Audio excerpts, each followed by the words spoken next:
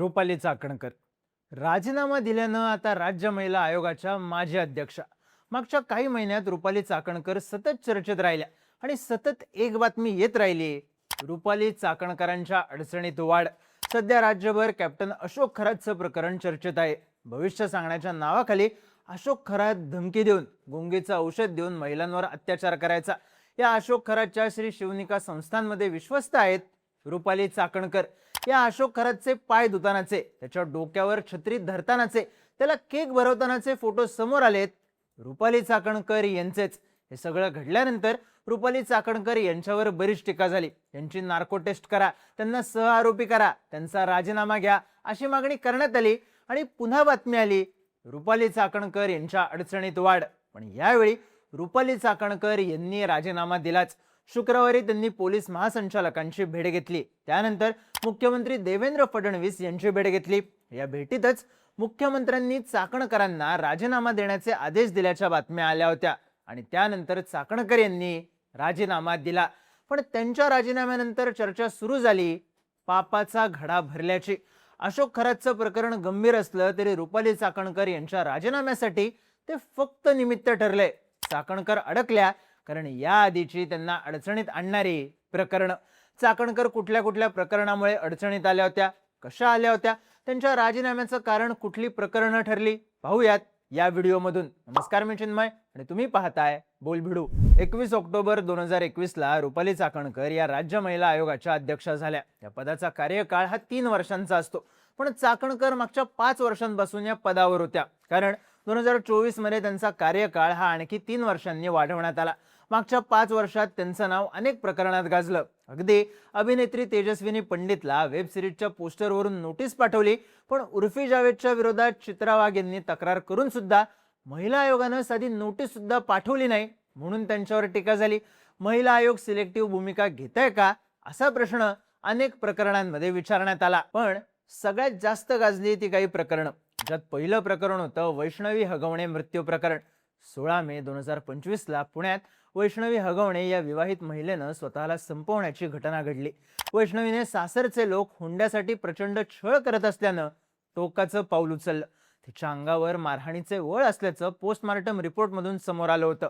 त्यात महत्वाचं म्हणजे वैष्णवीची जाऊबाई मयुरी हगवणेनं आपल्याला आपला पती, सासरा आणि वैष्णवीचा नवरा त्रास देत असल्याची तक्रार महिला आयोगाकडे केली होती. वैष्णवी मयुरीचा सासरा राजेंद्र हगवणे हा राष्ट्रवादी काँग्रेस अजित पवार गटाचा पदाधिकारी असल्यानं चाकणकर यांनी कारवाई करणं टाळलं का अशी चर्चा तेव्हा झाली. कारण चाकणकर यांनी मयुरीने तक्रार केली तेव्हाच दखल घेऊन कारवाई केली असती तर 6 महिन्यांनी वैष्णवीवर ही वेळ आलीच नसती असा आक्षेप घेण्यात आला. चाकणकर यांनी महिला आयोगाने मयुरीच्या तक्रारीची 24 तासात दखल घेतली असा दावा केला असला तरी त्यांची भूमिका या प्रकरणात चर्चेत आली. त्यात जेव्हा काही संघटनांनी वैष्णवीच्या प्रकरणात कारवाई होत नसल्याबद्दल चाकणकर यांना प्रश्न विचारले तेव्हा त्यांनी मीडिया समोरच अति होतंय अशी भाषा वापरली होती. तेव्हाही त्यांच्यावर सगळ्याच स्तरांमधून टीका झाली. वैष्णवी हगवणे प्रकरणात महिला आयोगाने हलगर्जीपणा दाखवला.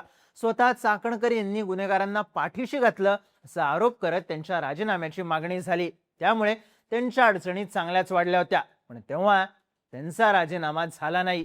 रुपाली चाकणकर यांना अडचणीत आणणारं आणखी एक प्रकरण होतं फलटणचं डॉक्टर संपदा मुंडे प्रकरण. पोलीस कर्मचारी गोपाल बदनेच्या त्रासाला कंटाळून डॉक्टर मुंडे यांनी स्वतःला संपवलं होतं. यात डॉक्टर मुंडे ज्या घरात भाड्याने राहत होत्या त्या घर मालकाच्या मुलाचं प्रशांत बनकरचं नाव सुद्धा चर्चेत आलं होतं. पण या सगळ्या डॉक्टर मुंडे या प्रशांत बनकरला रात्रभर फोन मेसेज करत होत्या. या डॉक्टर महिलेची 3 वेळा बदली करण्यात आली होती तरीही ही महिलाच फलटणमध्ये पोस्टिंग मागत होती असं वक्तव्य चाकणकर यांनी केलं. आणि त्यानंतर स्वतःला संपवणाऱ्या पीडित मुलीचं चारित्र्य हनन केल्याचा आरोप चाकणकर यांच्यावर झाला. त्यात चाकणकरांनी संशयित आरोपीच्या घरी जाऊन त्याचं निवेदन घेतल्याची चर्चा झाली आणि त्यानंतर थेट तत्कालीन उपमुख्यमंत्री अजित पवार यांनी महिला आयोग महिलांच्या सुरक्षिततेसाठी आहे, त्यांनी प्रथम पीडित कुटुंबाला भेटायला हवं होतं असं म्हणत संताप व्यक्त केला होता. तेव्हाही रुपाली चाकणकर यांनी राजीनामा द्यावा या मागणीने जोर धरला. अगदी त्यांच्या पक्षातल्या नेत्यांनी त्यांच्या विरोधात आंदोलनं केली, पण तेव्हाही चाकणकरांचा राजीनामा झाला नाही. पुण्याच्या दीनानाथ मंगेशकर रुग्णालयात उपचार न मिळाल्याने तनिषा भिसे या गर्भवती महिलेचा मृत्यू झाला होता. तेव्हा हॉस्पिटल प्रशासनावर टीका करण्यात आली, तेव्हा रुपाली चाकणकर यांनी हॉस्पिटलला आधी दोषी ठरवलं आणि नंतर अहवाल आल्यावर कारवाईबद्दल निर्णय घेऊ असं म्हणत हलगर्जीपणा केल्याची टीका झाली. एकनाथ खडसे यांचे जावई प्रांजल खेवलकर यांच्या प्रकरणात रुपाली चाकणकर यांनी तातडीने पत्रकार परिषद घेतली. खेवलकर यांच्यावर आरोप केले, तेव्हा राजकीय आरोप करण्यात चाकणकर आघाडीवर असतात, मग महिलांचे प्रश्न सोडवण्यात का नाही अशी टीका झाली. त्यातही खेवलकर यांचं प्रकरण अंमली पदार्थांचं होतं, त्यातला महिलांचा अँगल नंतर समोर आला. तरीही महिला आयोगाच्या अध्यक्षांनी एवढी तत्परता कोणत्या हेतून दाखवली असे प्रश्न विचारले गेले. या सगळ्या प्रकरणांमुळे रुपाली चाकणकर अडचणीत असताना वारंवार त्यांच्या राजीनाम्याची मागणी झाली आणि यात भर पडली ती कॅप्टन अशोक खरात प्रकरणामुळे. अशोक खरातला एका महिलेवर अत्याचार केल्याच्या प्रकरणात अटक झाली. त्यानंतर रुपाली चाकणकर यांचे खरात सोबतचे अनेक फोटो समोर आले. त्यात त्याच्या ट्रस्टवर रुपाली चाकणकर विश्वस्त असल्याचं समोर आलं. खरातच्या घरच्या कार्यक्रमांना त्यांची हजेरी असल्याचं स्पष्ट झालं. त्या खरातचे पाय धुत असताना, त्याच्या डोक्यावर छत्री घेऊन थांबलेल्या असतानाचे, त्याला केक भरवत असतानाचे फोटोही पुढे आले. विषय एवढ्यावरच थांबला नाही, तर चाकणकर अशोक खरातची तुलना पांडुरंगाशी करत असल्याचा व्हिडिओ अंजली दमानिया यांनी समोर आणला. या सगळ्यावर चाकणकर यांनी कॅप्टन खरात यांच्या वैयक्तिक आयुष्य किंवा त्यांच्यावर झालेल्या आरोपांबाबत मला कल्पना नाही, आता जे आरोप होत आहेत त्याबाबत पोलीस निष्पक्षपणे चौकशी करतील, पोलीस तपासावर माझा पूर्ण विश्वास आहे असं ट्विट केलं. पण 4 मार्च 2025 ला खबरदार पुढारी या दैनिकाने भोंदू कॅप्टन बाबाचा पोलखोल करणारी बातमी प्रसिद्ध केली होती. याबाबत जाब आणि पुरावे विचारणारा पाठपुरावा चाकणकरांनी राज्य महिला आयोगाच्या माध्यमातून केला. त्यांना उत्तर देणाऱ्या दैनिकाचं पत्र व्हायरल झालं. त्यामुळे कॅप्टनच्या भूलथापांना महिला बळी पडत असताना, महिलांवर अत्याचार होत असताना, अनेक वर्तमानपत्र सत्य समोर आणण्याचा प्रयत्न करत असताना चाकणकरांनी महिला आयोगाच्या अध्यक्षा असतानाही वर्तमानपत्रावर आणि बातमीदारावर दबाव आणला का असा प्रश्न उपस्थित झाला. साहजिकच त्यांच्या अडचणी वाढल्या. त्यात या प्रकरणात सुषमा अंधारे यांनी चाकणकर या खरातच्या मदतीने तंत्रमंत्र विद्या करत होत्या. त्यांनी सोमवती अमावस्येला आपलं बोट कापून रक्तार्पण करत पूजा केली होती असे गंभीर आरोप केले. राष्ट्रवादी काँग्रेस पक्षाकडूनही खरात प्रकरणात ज्यांची नावं आहेत त्यांच्यावर पक्ष कारवाई करणार असल्याचं सांगण्यात आलं.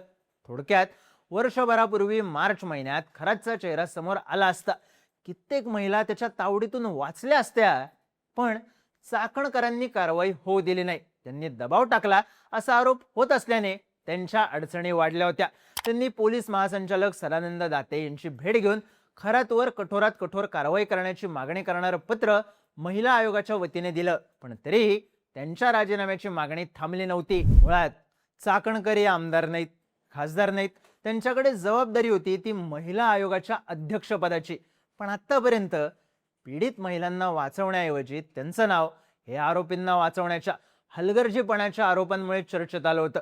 राज्यातल्या महिलांना आयोगाकडून अत्याचार, त्रास यापासून संरक्षण मिळणं अपेक्षित असताना पीडित महिलांचं चारित्र्य हनन करणं, कारवाई करण्यात टाळाटाळ करणं, आधी दोषी ठरवणं आणि नंतर अहवाल आल्यावर कारवाई करू असं म्हणणं आणि जे अत्याचार करत होते त्यांच्या पाठीशी त्यांना गुरु म्हणत उभं राहणं, यामुळे महिला आयोगाच्या अध्यक्ष असलेल्या चाकणकर अडचणीत सापडल्या होत्या. आणि आता जो अशोक खरात आपल्या ऑफिसमध्ये बोलवून महिलांवर अत्याचार करत होता, त्याच अशोक खरात विरुद्ध बोलणाऱ्या वृत्तपत्राचा आवाज दाबल्यानं चाकणकर यांना सह आरोपी करण्याची मागणी झाली. फक्त कॅप्टन अशोक खरात प्रकरणच नाही, तर आतापर्यंत समोर आलेल्या प्रकरणांमुळे एक ना धड भाराभर चिंध्या अशी चाकणकरांची परिस्थिती झाली आणि शेवटी रुपाली चाकणकर यांचा राजीनामा झालाच. अशोक खरातचं प्रकरण निमित्त ठरलं, पण पापाचा घडा भरत गेला तो आतापर्यंतच्या या प्रकरणांमुळेच.